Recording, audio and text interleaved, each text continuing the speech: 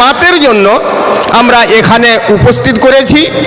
তাছাড়া আমাদের মাদ্রাসার ছাত্রছাত্রীরা পড়ার সঙ্গে সঙ্গে কেতাবাত সাহাফাতের কাজ করেন। এটা আমাদের 3 নম্বর নাকি? এটা আমাদের 3 বছর, তৃতীয় বছরের এটা 2 বার বের হয়েছে। এবারে আছে এটা আল মিসবাহ, 5টা ভাষাতে লেখা আছে, বাংলা, ইংরেজি, উর্দু, আরবি, হিন্দি।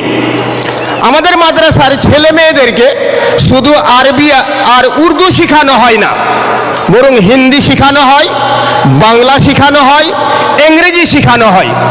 এই কেতাবগুলাতে ওদেরই লেখা, ওরাই লিখেছেন।